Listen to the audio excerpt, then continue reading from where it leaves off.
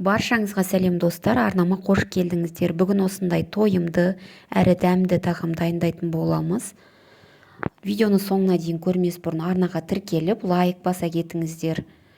Бізге сәбіз, бұрыш, пияз, картоп, қызанақ және 2 тал сарымсақ және тауық еті қажет болады. Тауық етін ұсақтап, 4 бұрышты етіп турап аламыз алдымен. Дәл видеодағыдай турап аламыз. Және де майда қуыратын боламыз. Ыдысымызға майымызды қыздырып,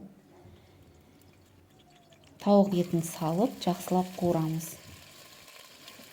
Тауық еті қуырылып жатқан кезде көкөністерімізді дайындайтын боламыз. Ең алдымен пиязымызды ұсақтап турап аламыз. Дәл солай сарымсақтарымызды ұсақтап турап алатын боламыз. Дәл солай ұсақтап сарымсақты да турап аламыз. Мұнан кейін бұрыш пен картопты да 4 бұрышты ұсақ етіп турап аламыз. Қызанақты да дәл солай пиязды турағандай етіп турап аламыз. Ал сәбізімізді үккіштен өткіземіз. Ескерте кететін бір жайт, барлық ингредиенттерімізді баяу отта қуыратын боламыз. Достар, менің видеоларымды жіберіп алмас үшін арнаға тіркеліп, және тіркелу кнопкасының жанындағы қоңыраушаны басып қойыңыздар. Сол кезде сіздерге әр жаңа видео шыққан сайын хабарлама келіп тұратын болады.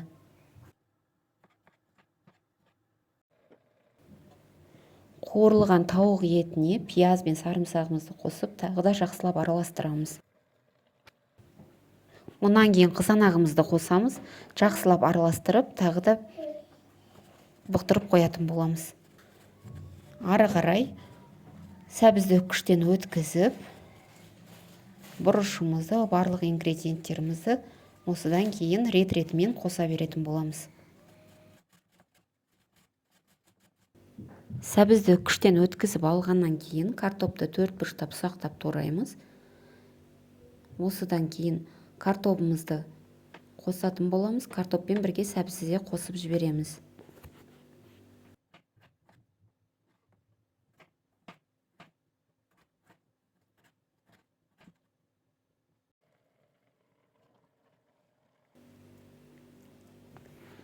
Картоп пен сәбізімді қостым.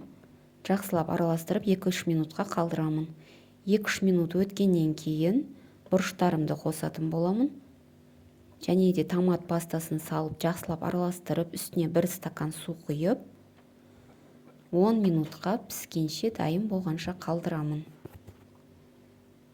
Осымен менің подливім дайын болады. Подливім дайын болғаннан кейін мен гарнирге күріш ұсындым. Ұстаған оразаларыңыз қабыл болсын. Мен бүгінгі ауызашарға осындай күрішпен және подливімен дайындалатын тағам, Ташкент шайын және майсөкті жасадым. Ертеңгі күні осы майсөктің жасалу рецептін ұсынатын боламын. Назарларыңызға рахмет. Видеоны соңына дейін көргендеріңіз үшін алғыс айтамын. Сіздермен болған Эльмира.